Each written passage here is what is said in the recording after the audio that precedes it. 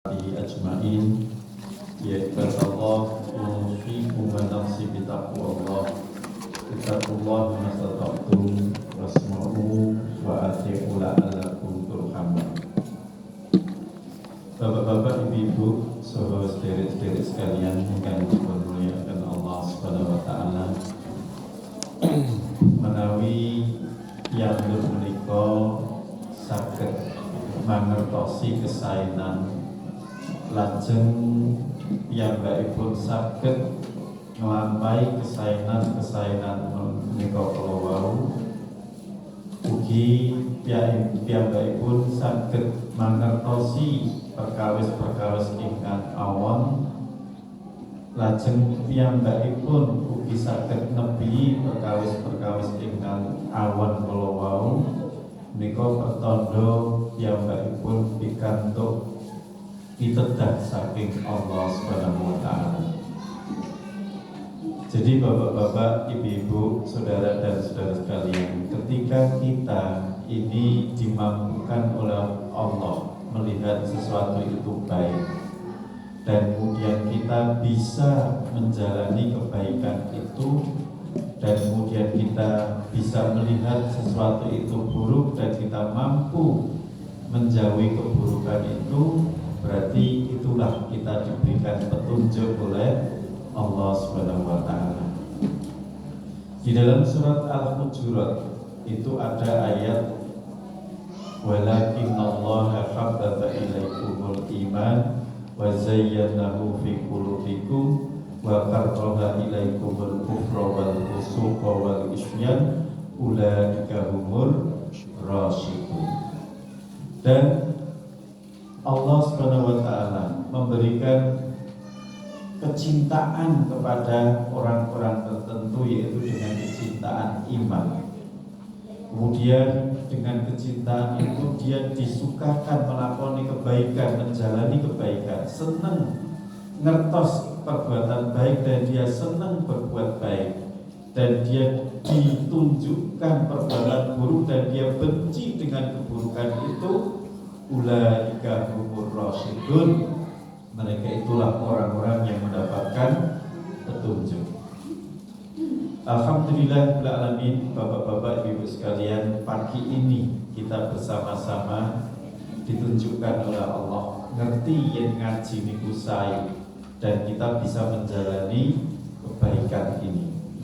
Karena banyak orang itu ngerti barang sing apik ning boten saged nglampahi perkawis kala, ngerti yen salat niku sae, ngertos yen maca Al-Qur'an niku sae, ngertos yen sinau agama niku sae, ning enten piyantun-piyantun ingkang Allah dereng paring dumateng piyambakipun menika nglampahi kesainan kala.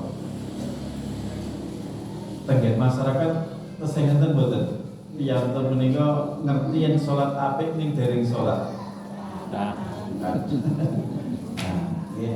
Nah, maka kalau kita ini kok bisa ngerti barang sing apik terus iso saged bisa menjalani kebaikan, oh itu kenikmatan yang agung. Allah mengatakan fadlun minallahi wa nikmah wallahu alimun hakim. Jadi orang yang diberitahu oleh Allah, oh iki lho apik, kemudian dia mampu menjalani kebaikan itu dan diberikan petunjuk oleh Allah, oh iki lho elek, dan dia mampu menjauhi keburukan itu, mereka diberikan karunia oleh Allah, karunia yang besar. Fadlan minallah wa nikmah. Maka kita bersyukur bapak-bapak ibu sekalian, kita pagi hari ini dituntun oleh Allah, ditempatkan oleh Allah, dimudahkan oleh Allah untuk bisa berada di sini. Ini semuanya karena Allah, bukan karena kita ini wong sing sregep, bukan karena kita ini wong sing ampuh, bukan karena kita ini wong sing pinter boten, tapi hati kita digerakkan oleh Allah Subhanahu wa taala, maka sepantasnya kita bersyukur kepada Allah Subhanahu wa taala. Bapak-bapak, ibu sekalian, di sini saya akan membahas dua pilar menuju kehidupan Islami, hijrah dan ikhlas. Tapi sebelumnya perlu saya sampaikan sesuai dengan apa yang panjenengan asta atau yang dan terima dalam kertas ini. Di surat Al-Lahab 1 sampai 5, surat Al-Hijr 34 sampai 40. Bapak-bapak, ibu sekalian, ada di dunia ini makhluk-makhluk Allah dari kalangan jin ataupun dari kalangan manusia yang mereka ini masih hidup di dunia, tetapi Allah Subhanahu wa Ta'ala sudah kabarkan kepada mereka bahwa kelak di akhirat mereka itu akan dimasukkan di dalam neraka. Jadi ada orang-orang atau ada makhluk Allah baik dari golongan manusia ataupun dari golongan jin yang dia ini sebetulnya masih hidup, tetapi sudah dikabarkan untuk dirinya itu kelak akan masuk di dalam neraka. Nauzubillah min dzalik. Nah, ingin rasulnya awake dhewe pripun ngoten iki. Padahal sing ngabarke niku langsung dari Allah Subhanahu wa Ta'ala. Nah, siapa mereka? Yang pertama kita ngaji di surat Al-Lahab. Tabat yada abi lahabi wa tab dan seterusnya. Di sana ada tokoh namanya Bapak Abdul Uzza mendapatkan gelar namanya Abu Lahab. Jadi Abu Lahab itu gelar yang diberikan oleh Allah atau oleh Rasulullah seorang paman Nabi sendiri, yaitu Abdul Uzza, ya, yang kemudian dia sangat benci kepada Rasulullah SAW. Mulai dari beliau Nabi itu mendapatkan wahyu berdakwah kepada kerabat-kerabat, wa andir ashiratakal aqrabin, wahai Muhammad, berilah peringatan kepada kerabat-kerabatmu. Maka menghafalkan ayat itu, Nabi mengumpulkan kerabat-kerabat dari Bani Hashim berada di atas bukit Sofa.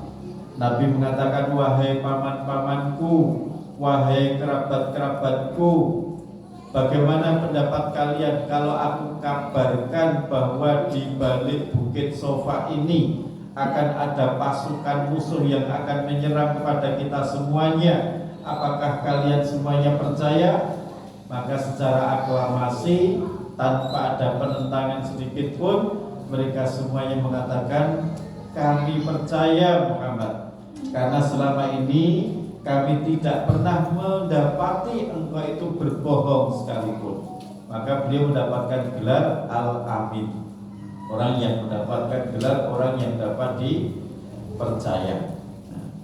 Nah, kemudian Nabi mengatakan, wahai paman-pamanku, wahai kerabat-kerabatku, di atas bukit Sofa ini saya menyampaikan bahwa saya diutus oleh Allah Subhanahu wa Ta'ala untuk menyampaikan risalah kenabian pada paman-paman semuanya, kerabat-kerabat semuanya, untuk menyeru, mengajak menyembah hanya kepada Allah dan meninggalkan penyembahan-penyembahan kepada selain Allah. Dan mendengar pangandikanipun Nabi ini, Abu Lahab, beliau berdiri dan kemudian marah besar dan kemudian melaknat Nabi dengan mengatakan, tabaka ya Muhammad, celaka engkau Muhammad, apakah hanya untuk mendengar omonganmu yang gak berguna ini aja kami semuanya kau kumpulkan di sini? Udah sumpah serapah, omongan-omongan kotor diberikan kepada Rasulullah SAW dari Abu Lahab. Bukan hanya di situ Bapak Ibu sekalian, kemudian dalam periode selanjutnya, waktu selanjutnya, Abu Lahab adalah tokoh utama orang yang menghalangi dakwahnya Nabi. Setiap Nabi berdakwah ke sana kemari, setiap Nabi itu mengumpulkan orang, maka oleh Abu Lahab ini dibubarkan. Dan beliau membayar bodyguard. Ma'afna anhu maluhu wa ma kasab. Tidaklah mencukupi dari apa yang dia usahakan dan dari apa yang dia harta yang dia keluarkan.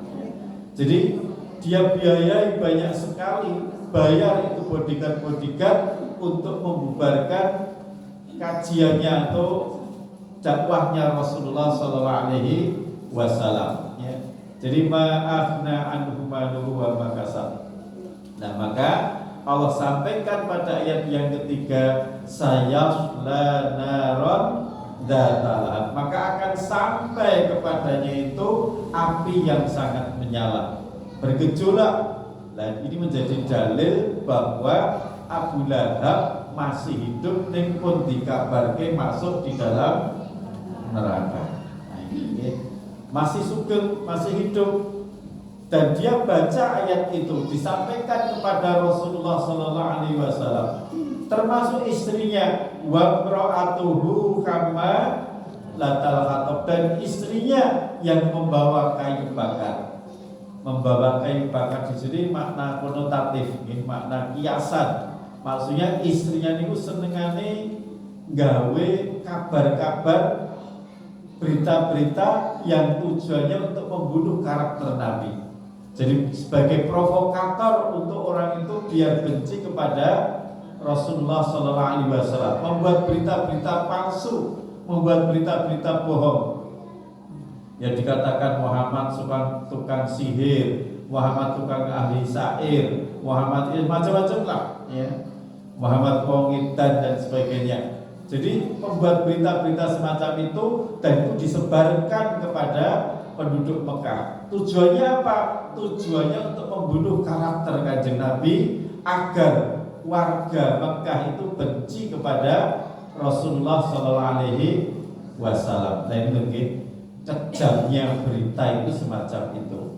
Maka nanti ada hadis al-bayyinu minas sihri. Media itu bagian dari sihir. Berita itu bagian dari sihir. Kadang-kadang wong apik diberita elek dadi opini masyarakat dadi elek. Wong elek gandeng dia iso membeli media, kemudian media diperintahkan untuk memberitakan berita-berita yang baik, sing elek dadi apik. Nah ini ya. Jadi istrinya makanya wa mar'atuhu kamalatal khatab fi jibiha hablum min masad. Dalam lehernya ada tali yang terbuat dari serabut, maksudnya kelak di akhirat istrinya Abu Lahab itu selain mendapatkan siksa neraka, dia akan mendapatkan siksa tambahan, yaitu akan dikalungkan api neraka di lehernya. Yang itu kenapa kok bisa demikian? Karena istrinya Abu Lahab ini sewaktu di dunia dia menjual kalung yang mahal yang terbuat dari berlian, dan hasil jualannya itu digunakan untuk membayar bodyguard centeng-centeng dalam rangka membubarkan dakwahnya Rasulullah SAW. Nah ini ya, makanya kalau kita ini punya fasilitas, punya misalnya mobil, motor, sepeda, HP, manfaatkan itu semuanya untuk kebaikan. Kenapa? Karena kalau tidak kita manfaatkan untuk kebaikan, sebagaimana istrinya Abu Lahab tadi, duwe bondo dienggo ngalang-alangi dakwah, maka nanti di akhirat itu akan menambah siksanya kelak di neraka. Kita punya HP, manfaatkan untuk hal-hal yang baik, ya, karena nanti akan dimintai pertanggungjawab. Punya motor, punya mobil, menuju ke tempat-tempat yang baik, ya, kelak juga akan dimintai pertanggungjawab oleh Allah Subhanahu wa Ta'ala.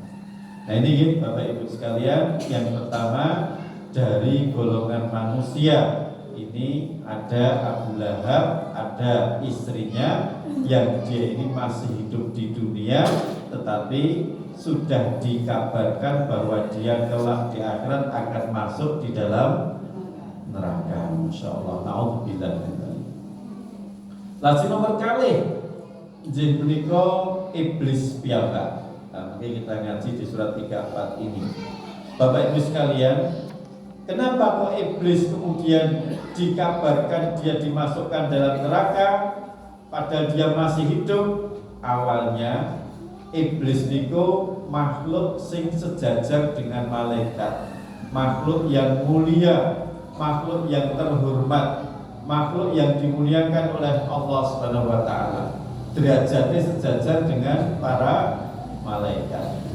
Dan berawal ketika Allah menciptakan Nabi Adam, dan Nabi Adam itu diciptakan jauh belakang hari dibandingkan dengan malaikat dan iblis. Artosipun iblis itu diciptakan oleh Allah jauh-jauh hari sebelum diciptakan Adam.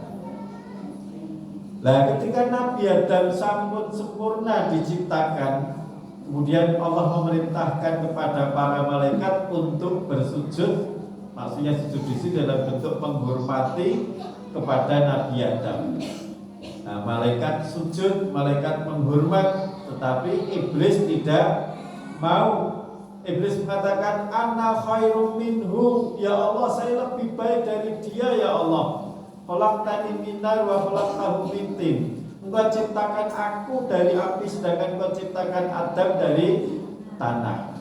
Dia tidak mau menghormat kepada Adam. Dia membantah perintah Allah. Nah, akhirnya Bapak Ibu, iblis dilaknat oleh Allah.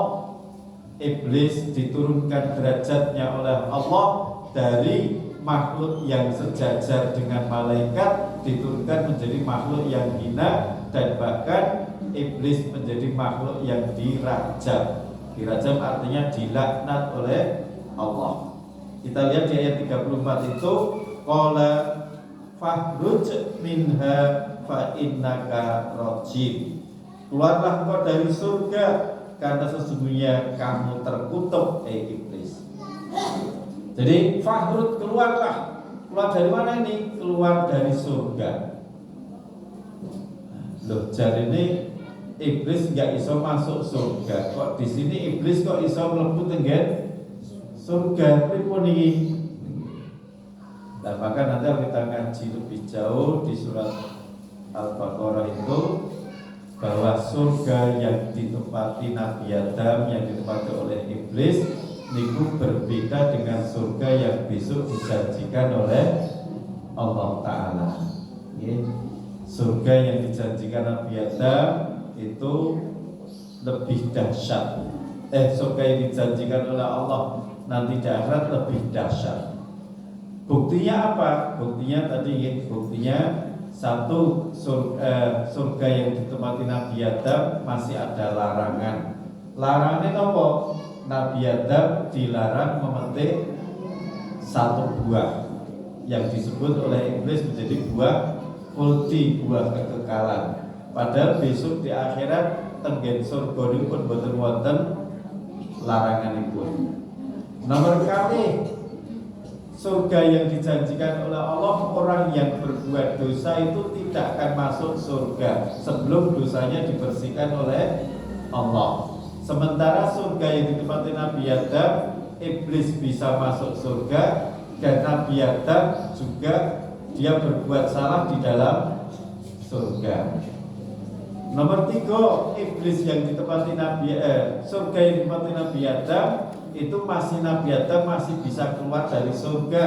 Padahal besok di akhirat surga yang dijanjikan oleh Allah itu orang yang sudah masuk surga dia tidak akan keluar dari surga. Nah, dari beberapa bukti ini maka ulama-ulama tafsir menjelaskan atau berpendapat bahwa surga yang ditempati Nabi Adam berbeda dengan surga yang dijanjikan oleh Allah. Mari di sini ya. Fahud fa innaka rajim. Engkau terajam, engkau dilaknat wahai Muhammad. Wahai iblis gitu nggih. Napa dilaknat niku? Dilaknat niku dijauhkan dari kebaikan. Dijauhkan dari petunjuk, itu berarti dilaknat. Terus dilaknat itu bukan berarti kena bebendu, ngerti-ngerti ciloko, terus dilaknat itu artinya orang yang dijauhkan dari kebaikan. Tumindaripun saya boten cetha, kehidupannya saya boten genah. Nah, itu berarti bisa jadi orang itu dilaknat oleh Allah Ta'ala. Ayat 35, wa inna alaika laknata ila yaumiddin. Sesungguhnya kutukan itu tetap menimpamu sampai hari kiamat. Jadi mulai iblis membangkang perintah Allah untuk menghormat kepada Nabi Adam, kemudian derajatnya diturunkan, dilaknat sampai hari kebangkitan, sampai hari kiamat. Nah, kemudian Bapak Ibu sekalian, iblis ketika ditetapkan bahwa dia ini akan masuk di dalam neraka, dilaknat sampai hari kiamat, iblis itu gadah panyuwunan, gadah kalih permintaan, punya 2 permintaan. Dan dahsyatnya Allah niku mengabulkan permintaannya iblis. Iblis sing nyuwun tenggene Allah, iblis sing makhluk direndah, makhluk yang terlaknat, nyuwun tenggene Allah mawon dikabulke. Lah awake dhewe niki kan nyuwun tenggene Allah mboten kersa niku ya kebangetan.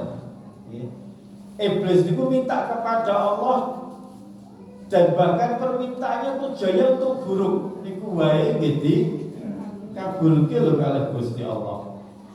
Mulane kadang-kadang wong ndonga napa arep berbuat buruk ndonga sik ya kadang-kadang dikabulke kalih Gusti Allah sih. Ajeng korupsi bismillah sik. Ajeng mencuri bismillahirrahmanirrahim. Lho Ya'juj wa Ma'juj niku melubangi benteng yang dibuat oleh Alexander Dzulkarnain. Niku mboten saged-saged. Ning kemudian beliau membaca insya Allah, maka dengan ucapan insya Allah itu Allah kabulkan, dia bisa melubangi benteng tersebut. Padahal tujuan Ya'juj wa Ma'juj keluar dari benteng itu untuk membuat kerusakan. Nah makanya ini hikmahnya untuk kita, monggo kita itu jangan bosan-bosan untuk berdoa kepada Allah. Doa wal ibadah. Doa itu adalah ibadah. Walaupun doa kita ini belum dikabulkan, tapi kita sudah mendapatkan pahala dari sisi Allah Subhanahu wa taala. Ya. Nah, kembali di sini Bapak Ibu, iblis minta 2 permintaan. Apa permintaannya? 1, fa'andirni ila yaumi yub'atsun. Ya Allah, berilah aku tempo sampai aku dibangkitkan. Maksudnya diberi tempo itu maksudnya, ya Allah jangan engkau matikan aku sampai hari dibangkitkan. Nyuwun hidup secara langgeng sampai hari dibangkitkan. Kemudian bagaimana jawab Allah? Ayat 37, fa innaka minal mundorin. Permintaannya dikabulkan oleh Allah.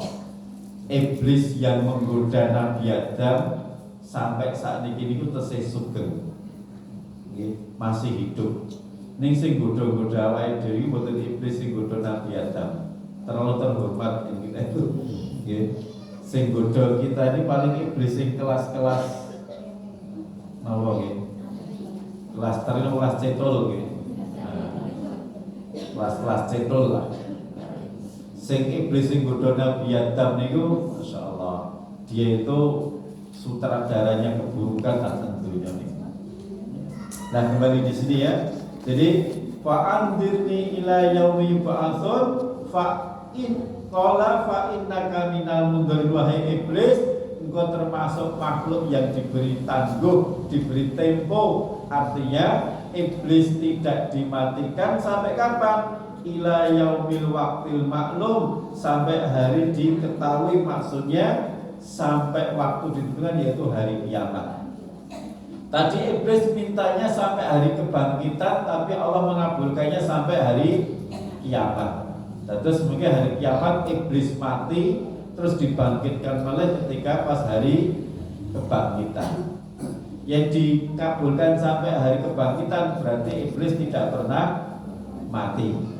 Nah, maka di sini dikabulkan oleh Allah ila yaumil waqtil maklum, itu tafsirnya ila yaumil kiamah. Ya. Nah, kemudian permintaan yang kedua Bapak Ibu sekalian, apa yang diminta oleh iblis? Ayat yang ke-39, qala rabbi bima aghwaytani la uzayyinanna lahum fil ard wa la ughwiyannahum ajma'in.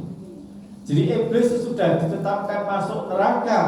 Iblis niku nyuwun ingkang nomor kalih minta teman, minta konco agar dia bisa banyak teman masuk di dalam neraka.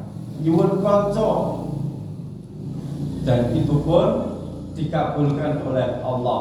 Tapi cara mengabulkannya, Allah tidak memberi teman, ning iblis disuruh untuk mencari teman. Terus Allah tidak nyotake konco, itu betul. Ning iblis diberi kesempatan oleh Allah untuk mencari teman. Nah, bagaimana cara mencarinya? Ayat 39 itu yaitu dengan la uzayyinanna lahum fil ardi. Aku akan hias-hiasi manusia di bumi. Maksudnya cara iblis menyesatkan manusia, cara iblis mencari teman untuk bisa bersama-sama masuk neraka itu dengan cara iblis merubah cara pandang manusia, merubah mindset manusia, merubah apa yang dia oleh manusia. Nek jadi niku elek, nek oleh iblis dikemas demikian rupa, dihias-hiasi, dipaes-paesi istilahipun nggih, mriki dihias-hiasi. Nek jadi niki maksiat, nek jadi niki elek, nek jadi niku mboten sae, nek kalih iblis niku didandan-dandani sehingga manusia itu melihat menjadi sesuatu yang menarik. Nah, niku jurus-jurus iblis niku ngoten. Maka iblis niku tukang glembuk sing paling mahir. Glembuk kertas nggih, glembuk. Glembuk niku ngapusine ngalus. Nah, tukang ngapusi ning paling alus niku jenenge glembuk. Jarine wong Solo niku tukang glembuk. Keleresan kula niku wong Solo. Luas di Solo, Pasar Kliwon, Kampung Arab niku. Nah, jarine kondange wong Solo niku tukang glembuk. Omongane halus ning. Nah, Bapak-bapak Ibu sekalian, nih jadi jurusnya iblis niku adalah menipu. Nipu ning dengan cara yang halus. Jadi menipu dengan cara yang halus. Omongannya halus ning banyak tipuan. Fa'andirni ilayah. Jadi contohnya iblis misalnya kalau tadi iblis menggoda Nabi Adam, ya Adam, kenapa toh Allah itu melarang kamu itu melarang buah ini? Karena yang kamu itu makan buah ini nanti kamu itu akan kekal. Nah, maka iblis memberi nama istilahnya buah khuldi. Jadi istilah buah khuldi ini yang memberi nama adalah iblis. Allah menyebut hanya syajarah, baca pohon. Nah, oleh iblis dinamai dengan istilah sajaratul khuldi, buah kekekalan. Nah, digelembung. Nah, ini maka bapak-bapak ibu sekalian, ini bahayanya iblis. Karena iblis itu carane merubah cara pandang itu halus banget. Nek jane niki teletong kali iblis dikei sawi, kei saos, terus dikokke tenggen kotak ditulisi hamburger. Wow, niku banyak orang kepencut. Wah, itu hamburger enak niku. Nah, nggak ngerti oleh jenenge teletong. Niku carane dadi maesi sing elek didadekke apik, sing apik didadekke elek. Saya kira semuanya kita orang yang mengaku muslim bahkan non muslim pun tahu bahwa sholat itu sesuatu yang baik, bahwa orang ngaji itu sesuatu yang baik. Ning kira-kira yang enten acara ngaji kali acara maksiat tenggen lapangan, kita itu sing rawuh kathah pundi kita. Nah, lah itu niku sing pinter sinten sing pinter? Sing pinter iblis. Kalau mau nggih ngaji niku dikemas oleh iblis identik dengan 60 tahun ke atas. Ini sing rawuh kan 60 tahun ke atas ini. Ngaji niku identik dengan sesuatu yang kurang menarik. Boseni, nggih, jadul, tidak up to date, nggih, terus sing menarik niku jane sing niku pakaian, sing ngisor di dhuwur-dhuwurke, sing dhuwur di ngisor-ngisorke. Nggih, regane larang, ora patut dienggo, niku malah wong banyak tertarik. Sing pakaian brukut, murah, menutup aurat.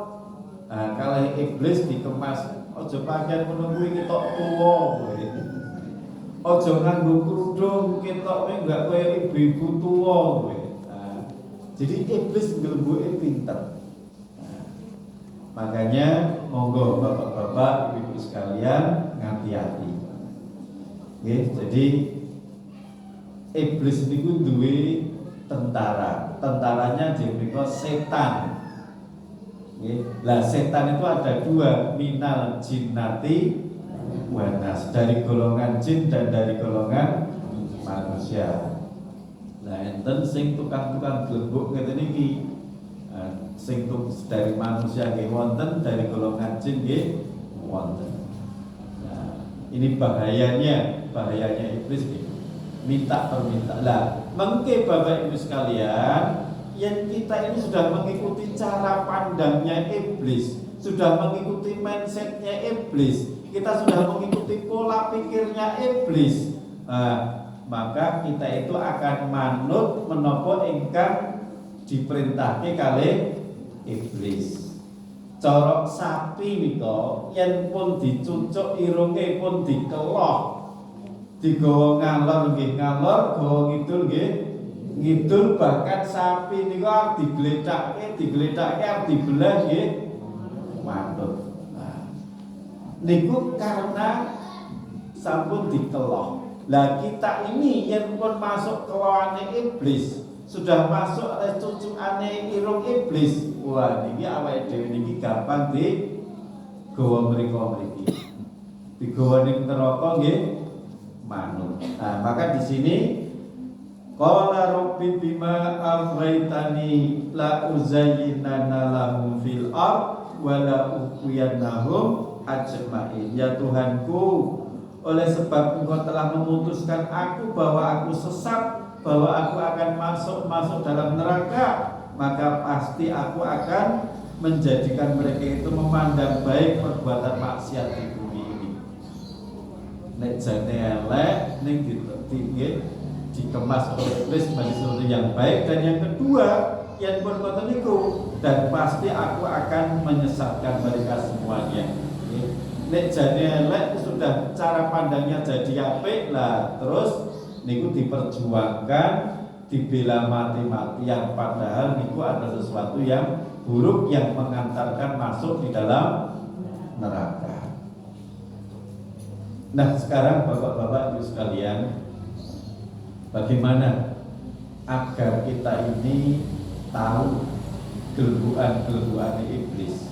Karena tadi iblis itu caranya gelebuk niku dengan cara yang halus. Mungkin kita ngaji perkataan dari Ibnu Qayyim Al-Jauzi. Cara gelbukan iblis niku diiming-imingi yaitu dengan 6 cara. 1, kita dijebak untuk melakukan kesirikan-kesirikan. Melakukan kesirikan ini rakroso. Nah, dijebak. Kemudian kalau kita ini syirik, bisa selamat, bisa menghindar, iblis akan menjebak kita dengan perbuatan-perbuatan sing boten tuntunane. Melakoni beramal agama sing boten tuntunane. Dan nomor 3, kalau kita bisa selamat dari perbuatan itu, nomor 3, kita akan dijebak oleh iblis menjalani dosa-dosa besar. Ngapusi itu dosa cilik atau ageng? Besar. Ya. Dosa besar itu. yang nabi itu menggambarkan ngapus itu seakan-akan di bawahnya perbuatan syirik. Ya.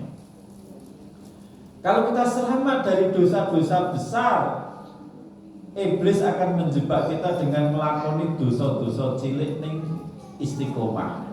Nah, okay. Melakoni dosa cilik ning ajeng. Nah.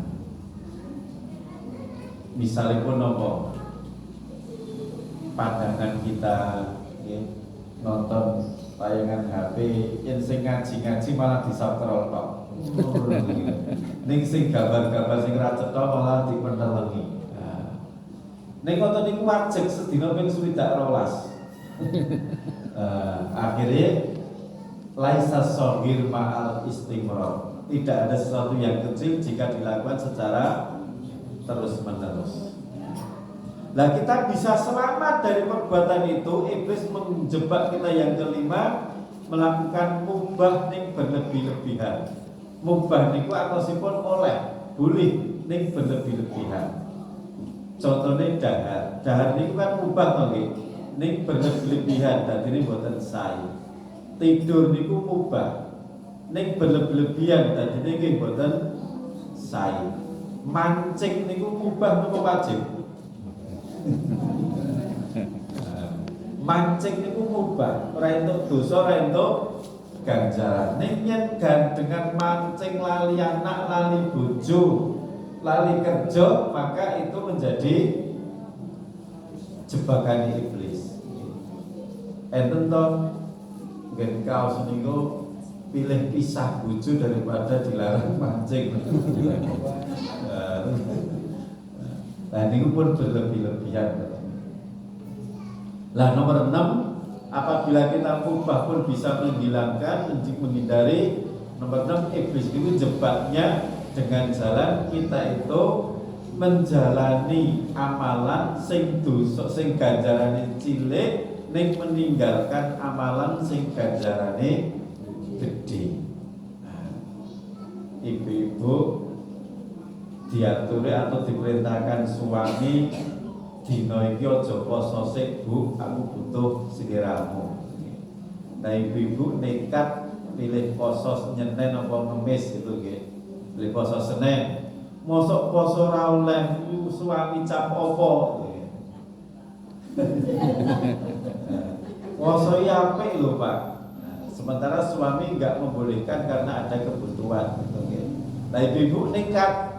Berarti ibu-ibu niku menjalani amalan sunnah ning meninggalkan amalan wajib. Mentaati perintah suami niku wajib, menjalani poso Senin niku sunnah. Lah niku berarti masuk dalam jebakan iblis, dalam jebakan setan. Nah ini jadi kalau kita ini tidak ngati-hati maka masuk tadi. Nah sekarang Bapak Ibu, bagaimana cara kita ini selamat dari godaan iblis atau selamat dari gelembungan iblis? Ulama mengajarkan kepada kita ini 3.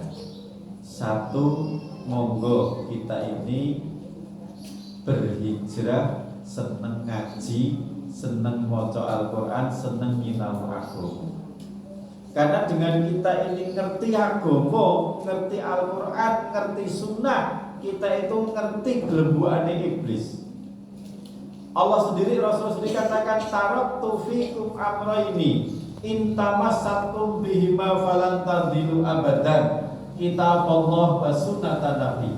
Aku tinggalkan kepada kalian 2 perkara. Jika kalian berpegang dengan 2 perkara itu, kalian tidak akan tersesat selama-lamanya. Yaitu apa?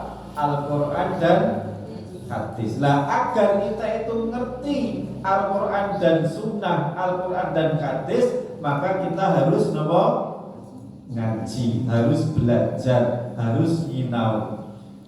Nah, kesalahan kita Bapak Ibu sekalian, kita itu bangga, oh aku ini di kitab Al-Quran, oh aku ini duwe Nabi Muhammad, ning ra gelem nyinau, ra gelem maca. Padahal kalau kita hanya berbangga-bangga semacam itu, niku boten enten gunane. Laisa bi amaniikum wala amani ahlal kitab. Untuk bisa masuk surga itu bukan dengan hanya angan-anganmu, hei orang-orang yang beriman, hei ahlul kitab. Jadi untuk mendapatkan ganjaran boten cukup aku duwe kitab Al-Qur'an, aku duwe Nabi Muhammad, boten cukup boten niku tok. Ning dengan cara kita gelem nyinau Al-Qur'an, gelem ngikuti ajaran-ajaran Kanjeng Nabi Muhammad sallallahu. Bilanipun monggo nggih, kita seneng nyinau agama, kita seneng belajar. Ten mriki ngaji seminggu ping pinten ten mriki Bapak masjid anu. Ping 7 nggih. 7 dina. Nah, monggo nggih. Kita buka majelis-majelis ilmu, membaca Al-Qur'an dan sebagainya. Nah, tadi di awal saya sampaikan kita itu kadang-kadang ngerti kebaikan, ning kita ra iso nglakoni kebaikan. Ngerti yang maca Al-Qur'an iku apik, ning kita maca Al-Qur'an terasa berat sekali. Nah, maka untuk bisa semacam itu kita berdoa kepada Allah agar dimudahkan oleh Allah Ta'ala. Nomor kali agar kita itu ngertos gelembungane iblis, yaitu berkumpullah dengan orang-orang yang soleh. Yang enten nyanyian niku wong kang soleh kumpulan. Sekelas Nabi Ibrahim, sekelas Nabi Yusuf, salah satu doanya itu wa alhiqni bisolihin. Ya Allah, kumpulkanlah kami dengan orang-orang yang soleh. Niku sekelas Nabi lho nyuwune ngoten niku. Pramila monggo kita hijrah, nggih. Kanca-kanca sing ketoke ndadekake sing ora apik, mboko sithik diganti. Tetap kita menyambung hubungan baik kepada mereka, ning kita berganti dengan teman-teman sing bisa ngajak-ajak kita itu mlebu surga bareng.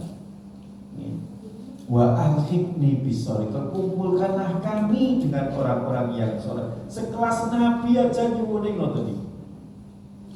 Karena memang teman itu sangat berpengaruh sekali, sehingga Nabi itu mengatakan temanku itu adalah agamamu. Makanya kalau kita ingin mencari, melihat jati diri kita, awake dhewe iki sapa to nek jane, lihatlah teman dekat kita. Ibu-ibu periksani besti panjenengan. Nah, itulah jati diri panjenengan. Sadiqu kamiluka, temanmu adalah cerminmu. Kalau kita ingin melihat siapa diri kita, karena nggak mungkin kambing kok berteman dengan serigala, mungkin nggak. Yang mungkin berarti ada serigala berbulu domba atau domba berbulu. Serigala dengan domba tidak akan mungkin bisa bestinan. Nah, kok ada wong apik kalih wong elek bisa akrab berbesti, niku sing diragukan sing elek apa sing apik. Nah, maka monggo bapak-bapak, ibu-ibu sekalian, yuk kita cari teman-teman yang baik, teman sing iso ngajak ning surga, teman sing iso ngajak ngaji, teman sing iso ngajak ning masjid, masyaallah. Nah, boleh sing pun usia-usia kados awal-awal dhewe ngene iki to Bapak Ibu nggih. Sing arep digoleki apa meneh. Yang usia pun 60 tahun ke atas, 50 tahun ke atas niku wis sing arep digoleki apa meneh. Praga ya sebutan kados dhisik. Dahar ya sebutan kados riyen itu nggih. Umur 20 tahun wingi pun nyate pinten porsi korban kalau ini mau malah derek toh, daging ini disimpan di kulkas toh. Masalahnya nopo nggih pun usiane pun benten kalau nggih. Dahar daging kakean wis rasane pun boten sekeco ten badan. Nah, makanya monggo Bapak-bapak sekalian, yuk kita berhijrah, yuk kita memperbaiki diri, kita berubah, berubah dalam pola aktivitas, yaitu dadi luwih apik. Enten peribahasa niku man syaroka naklahu. Man, seseorang itu syaroka berserikat naklahu dengan sandalnya. Maksudnya pun ini, orang itu kelak mati itu akan sesuai dengan jejaknya. Model matinya itu sesuai dengan jejaknya. Kulo nembe mawon 3 hari yang lalu kelangan kanca kental dan Solo. Kanca saking alit niku Masya Allah meninggalnya niku pas adzan. Pas adzan as-sholatu khairu minan naum. Pas ucapan niku ping kalih terus piyambakipun langsung jatuh sedo. Dari sempat viral sampai berputih dengan tribun. Tribun Solo gitu nggih. Jadi pas beliau menyerukan as-sholatu khairun yang kedua, ada rekaman CCTV-nya masjid ini. Langsung jatuh meninggal, Masya Allah. Dia ini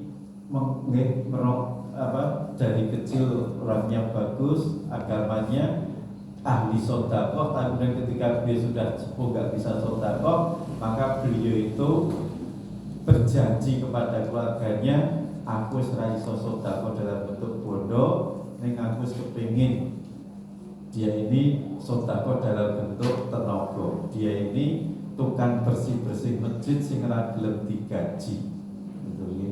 Dia jam 2 malam itu pun ngepel-ngepel masjid.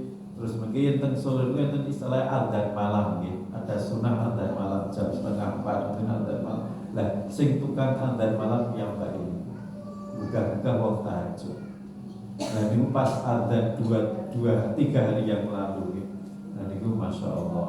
Nah, man syaraka naklan. Orang itu berserikat dengan kebiasaan. Yen kebiasaan yang maksiat nanti bisa jadi pas maksiat mati naudzubillah.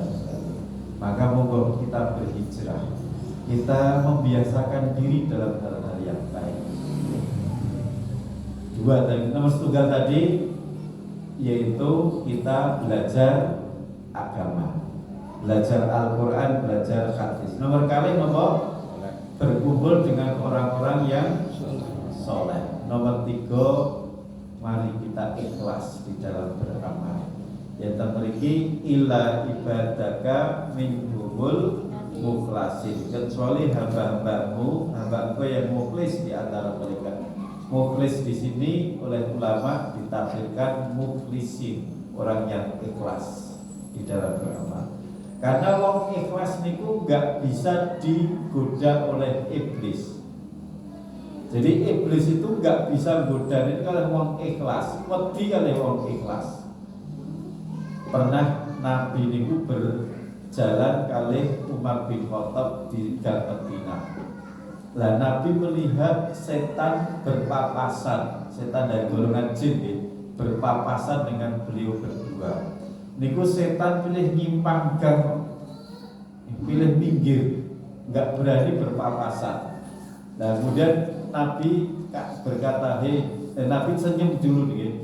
Kemudian Umar karena nggak ngerti setan tadi, Umar bertanya, ya Rasulullah kok panjenengan gemujeng piyambak? Saya tadi melihat setan. Setan itu ngerti gue pilih nyimpang ya Umar. Karena keikhlasannya Umar. Nah, ini. Jadi monggo 3 hal ini.